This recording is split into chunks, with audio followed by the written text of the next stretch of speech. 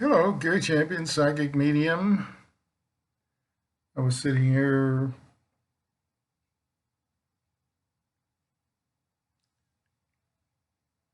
taking places that carry sweet potato fries.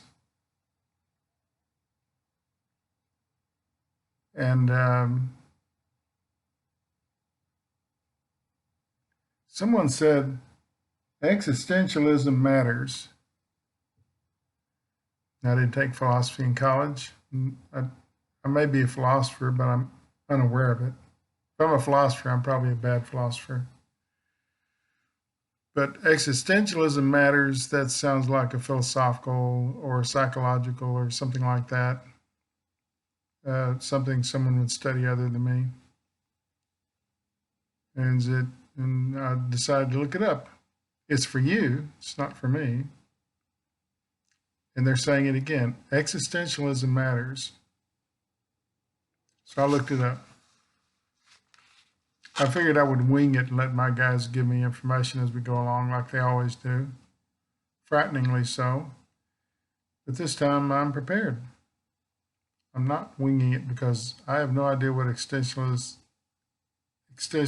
is. So you can say I can't pronounce it.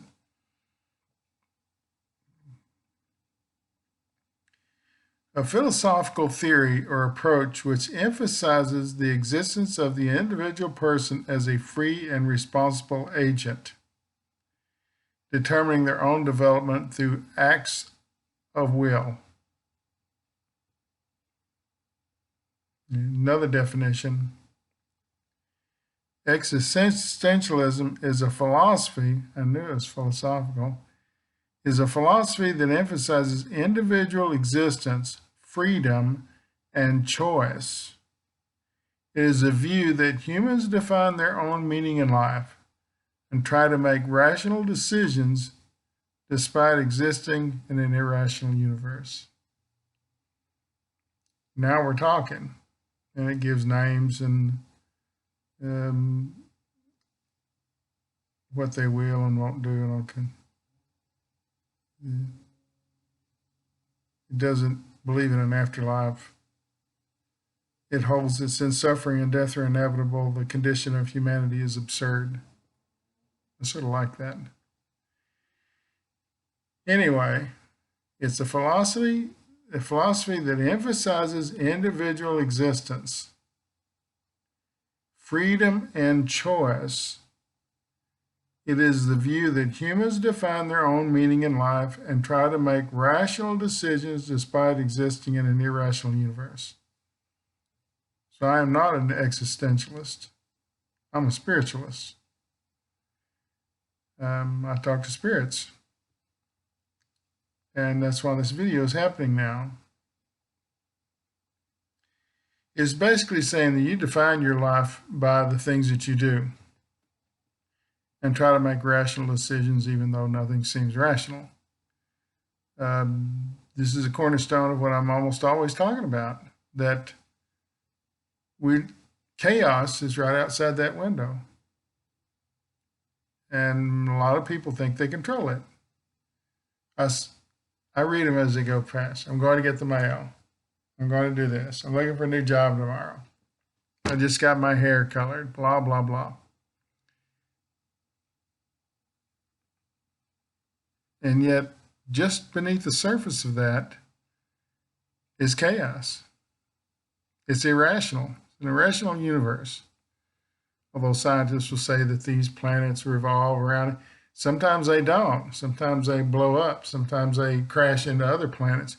I saw a picture once taken by one of those telescopes, probably the Hubble, far out in space, showing one universe, like 100 million stars going in a pattern like this, just like the Milky Way. That's what it looks like. It's a big spiral with trailing arms full of stars colliding, entering the space of another universe, which has planets going this way. And planets collide into each other, creating chaos. We like to think for things out there to be normal, to be in a controlled kind of a thing, but they're not. You're driving along, going to work, and all of a sudden you're in a wreck. You didn't plan it. The irrational universe. Now, if you're a spiritualist or a medium, you hear voices. I mean, that's happened to me where I was driving along in the car, and I'll pull over and park in a thing and just stop and say, "Where are you going?" I said, "I'm not supposed to be here." My guide said, "Get off the road." Sure enough, there's an accident right up ahead. And I missed it because I got off the road. This has happened, I don't know, 100 times. And maybe I wouldn't have been in it, but the danger was there, so someone said, "Get off the road. Don't go in that building. Don't park your car here. Don't order that product. Don't eat that salad." Spiritualist point of view is that we understand that the world is chaos, that it's not ordered. And furthermore, I believe there's nothing you can do to make it orderly, except if you seal yourself off in a box somewhere. That if you're interacting in the real world, it's irrational. We don't know what's coming. We dream that we know what's coming. We write it. We point our fingers at each other and say, "This is what's going on, and this is what's going to happen because I say it is. I'm the ruler. These are things that are going to happen because I say they are," and it's just crap. Very little of that actually happens. You can't determine what's going to happen most of the time. So existentialism is a guy going along, making choices, establishing who he is in the world, trying to get that job, trying to get the raise, trying to get the big house, the car, interacting, marrying, having children, as though things were logical, even though the world is irrational and chaotic.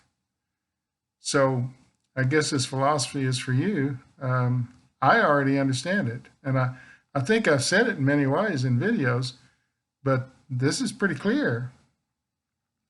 It's man going about his daily routine thinking he's the king of the world and he's got everything all fixed and everything's great. And then the sky falls and things begin to happen. You get COVID-19, you pass it on to a friend, they die through no fault of your own. Truth is, the world's a very dangerous place lately, and more so because of the idiots we have running it. They've actually created a scenario where people will die if they do what they tell them to do. Go to school. Everybody's got to be in school. Why? Well, because that's just my kids need to be in school. Why? We've got online schools. They have portals set up. You have Zoom. You have all these things, virtual classrooms, until we get a shot in which everybody will be safe. You're throwing kids into a chaotic system which cannot protect them. And it's tantamount to murder. Manslaughter is if someone dies through something you do, but you didn't mean for it to happen. Murder is when you know there's a good chance they're going to die and you go ahead and do something, killing them, and then claim, "Well, I didn't know this would." Yeah, these guys know that every time we open up a beach, every time we open up a bar or a dance or any of these things that we love doing, people die. Lots of them. So what we're living now is what the existentialist believes, is that no matter what you do, you can't control the environment. Our best bet is to lock ourselves away in a room somewhere as best we can. Stay at home, do virtual this, do that, talk with your friends. You got something, no, you can't go play soccer. Why? You might die. It's a low percentage, 2% maybe. You want to lose 2% of any place for being stupid? It's like saying the world loves ice cream. We all love ice cream. I love ice cream. And yet, if someone said, by eating that ice cream, there's a 2% chance you're going to die. 2% chance. You think anybody be eating ice cream? Lots of them. Amazes me. Don't go to the beach. You might get this, you might die. Hospitals are full. Bodies are piling up. We're putting them in refrigerated trucks. There's so many of them. Don't know where to put them. So this philosophical thing that I heard in my head is tying into exactly what we're doing. I'm hearing all this. I'm not making this up. I'm not that smart. That we're living an existentialist life, proving them right. Existentialism is a philosophy that emphasizes individual existence, freedom, and choice. That's where you make that choice. I'm going to go down to the beach and get sick and possibly die. They believe in it.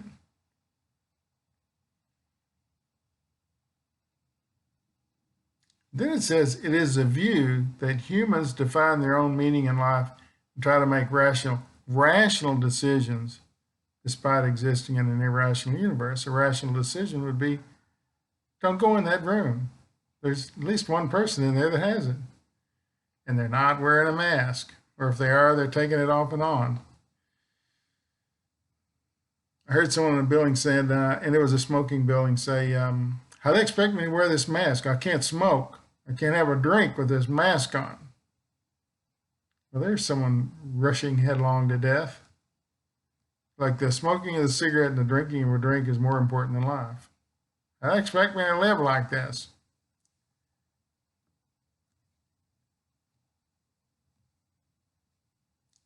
Certain amount of people are just foolhardy. Foolish, that's a good word. I've been foolish a lot, but I would never risk my life or my wife because I wanted to have a beer or a cigarette or go to the beach. Bring it back with me, kill my wife? Don't think so, not me. Anyway, I just thought you might enjoy this little philosophical thought that I heard. I didn't even know what existentialism was. Can't say it. But turns out it's what we're talking about.